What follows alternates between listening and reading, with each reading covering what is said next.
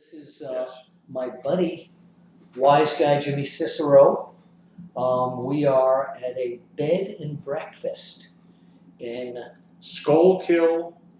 Schuylkill Haven, Pennsylvania, where tomorrow, depending upon when you watch this, actually, we're going to be speaking at an event to families that have children with disabilities who are looking to transition to work, with the message being, if you have a disability, you still can't work. You can still work, yes. Yeah. You can still go out there and be part of a functioning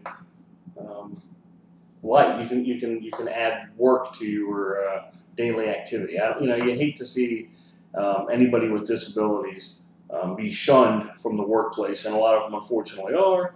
And this is going to give them an opportunity. This is going to give us an opportunity, at least, to speak on that and say, hey, look, everyone has a place. Oh, yeah. Now the reason that we are involved in this is a lot of you people, wrestling fans out there, don't know I'm an employment specialist as well as being in the wrestling business for a company called AHED, AHEDD. And we help persons with disabilities to find employment. We job coach them.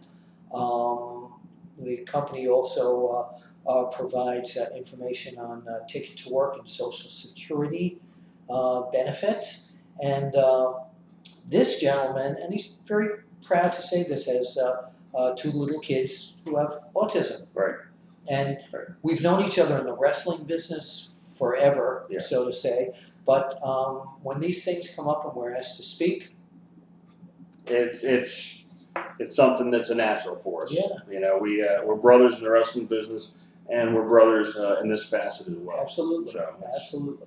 It's out there. So let's talk about another cause. You were out to dinner a few hours ago with you and your lovely wife, Wendra, and you were telling me about a cancer benefit Yes. that's coming together. Please look right out there in the camera and tell everybody. This January, Chinlock for Chuck. That's January 2013. January 2013. Don't have a lot of details on this right now. I will have more details soon, and as I get details. Wait. Who is Chuck? Chuck is Chuck Coates. Chuck Coates is a wrestler, probably for about 2 decades, who wrestled primarily in the Mid-Atlantic area. He was on the roster for Jim Crockett Promotions in the NWA. Probably saw him on Worldwide Wrestling and World Championship Wrestling. And he was a mainstay in the Carolinas. I do remember him. Southern Virginia. And a terrific wrestler, a terrific human being. And there's a benefit that's being coordinated as we speak right now by Mike Maverick and Hurricane Shane Helms. And of course, a lot of our WWE fans out there are familiar with Shane Helms. Mike Maverick used to wrestle as one of the Ducks in ECW and in the WWE. And the two of them are basically blood brothers with Chuck Coates, and they're going to be really looking out for Chuck, and they're coordinating this spectacular show that's going to be commencing in January 2013. And as I receive word, of course, I'm going to let Bill know about everything. And I will let you know about it as well. And where can people, if they want to contact you directly to maybe help out with this show, where can they get a hold of you? The best place to get a hold of me is right here on Facebook. If you want to go ahead and wait, we're not on Facebook right now. Okay, but well, we might be. Some people might be watching this. I'm trying not to confuse anybody. Okay. But he is on Facebook. Yes, and that's where you can find me.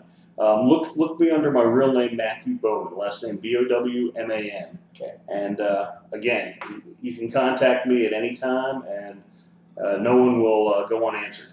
All right. Sure that I will keep you all posted on that. Let's move on to another thing close to your heart, and of course that's the pro wrestling business. Of course. You have, how many years ago did you start?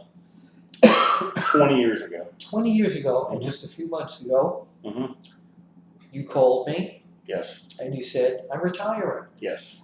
And I said, why? And you said, well, we'll talk about it. So I want you to tell me and everybody out there watching why, after 20 years, you finally decided to. Well, you never truly retire from the wrestling business, and we all know that. You're going to be one of those guys that. You He retired. He was on Apter's show on Apter's Alley Right. in the kitchen, and he said he retired, but Right. he came back. Of course, and Terry Funk is a testimony to people never retiring. I'm planning on certainly slowing down my role, at least as an active wrestler. I want to spend a lot more time with my family, with my wife, and with my 3 sons. And that to me is my priority. I'll always be a member of the wrestling fraternity. The friendships that I've carved in the business are lifelong, and that's with someone like yourself, with my teacher Ivan Koloff, and my mentor Tom Brandy, and all my many brothers out there in the business. It's a lifelong friendship, and I'll always be part of that fraternity. So, I don't feel any sadness about that. Will the bug ever bite? Hey, I'm 43. Wait. Let's say Tom Brandy gets on the phone. Matt, I need Jimmy Cicero back one night only. I know you're retired, but this is important to me. Right. What's your answer? If Tom Brandy asked it, the answer would be yes, because I couldn't say no to Tom Brandy. Not fully retired. Tom already knows that. But if anybody, for the most part, like I said, I'm slowing down. I'll always, the young guys out there, I'll always try to help them out as much as I can. And I'll, like a cause, like we're doing with Chuck Coates here in January, I'll do anything I can to help Mike and Shane put this thing together. Whatever role they have for me, I'll do. If it's something special and charitable, especially. Absolutely. That's the key to me right now. That's the way I operate right now. Is if it's about special needs, obviously I've been about body slamming autism for years, and if it's about autism, if it's about any kind of special needs, we did something with cerebral palsy.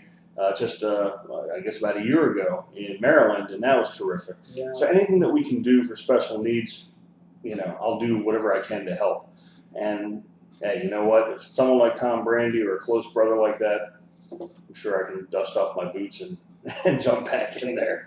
Now you were, and I'm going to use the inside term. Mm-hmm. You were an enhancement player in the WWE. Yes. Now that you're slowing down and you're kind of retired and all that, when you look back at that, do you look back at it and say, boy, I wish I would have done something differently, that I would have been in the top tier there? Or did you get the satisfaction of just being in the WWE and that was what you wanted? No, I'm very satisfied, Bill. I tell you, there were a lot of people out there that were more talented than I was as well. I was able to go out there and I had a role, and I'm proud of my role. And he knew his role. And I knew my role.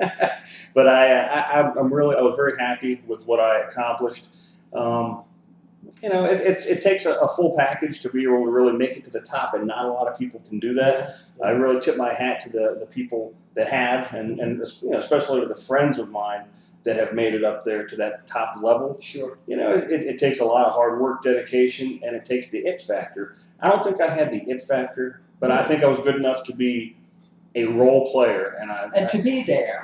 And I'm very proud of the fact that I was a role player. Like I said, the friendships that I carved will never go away, and that's You mentioned to me a while back that when you were growing up, you read all the wrestling magazines that I was a part of.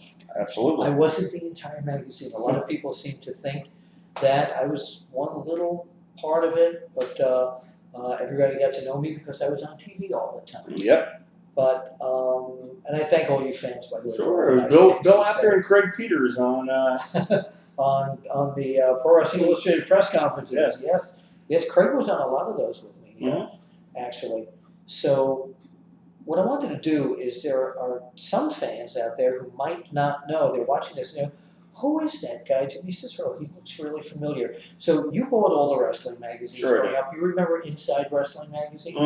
Okay, so Inside Wrestling Magazine had a section, a column in there called Capsule Profile. Yep, I remember that. So I'm wondering, what I'm going to do is, I'm going to take my laptop with the video camera on it, and I'm going to move it close to you. Okay. And I'm going to give you some quick time to do a verbal version, a tribute to Inside Wrestling Magazine, by doing a capsule profile of you. Sounds like a plan.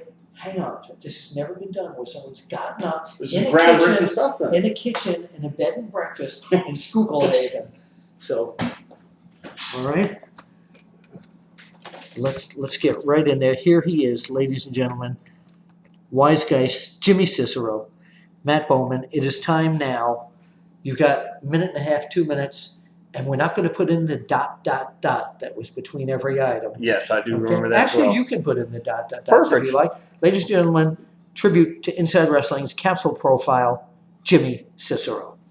Wiseguy Jimmy Cicero was trained in 1992 in Indian Trail, North Carolina by Ivan Koloff. Received also support from Tully Blanchard and Jackie Fulton. Started wrestling in the Carolinas 92, 93, and 94 for Southern Championship Wrestling and the CCWA as a hated rule breaker. Then went to the Northeast and met Tom Brandy, who has had a lifelong influence in terms of the wrestling business on my career. Tom Brandy mentored me and taught me how to wrestle in the Northeast. And I wrestled in the Maryland area as well as Virginia, Pennsylvania, New York, New Jersey, and was lucky enough to get some time in the WWE as an enhancement talent. I wrestled up there for probably 3 or 4 years, and then got an opportunity to wrestle in ECW also as an enhancement talent. Met Steve Carino, tag teamed with him for a while in the Maryland area, as well as in New Jersey for Dennis Carluzzo. Then we went down and tagged up, or actually worked against each other, or wrestled against each other in the USWA, which was at the time booked by Dutch Mantell and Bert Prentice. Then we ended up coming back to Maryland, continued my Northeast swing, did some more WWE stuff, and wrapped it up in the Northeast. A terrific career. Enjoyed myself. And the last 3 or 4 years I wrestled, and I dedicated my career to body slamming autism. My 2 youngest sons are both diagnosed with autism, and for me, that took precedence over everything else. And that's what I've dedicated my entire wrestling career to right now, is raising awareness for autism and body slamming autism. Okay, you know how to end this segment, don't you? Yes, I do. Would you mind doing it? See you at the matches? We'll see you at the matches.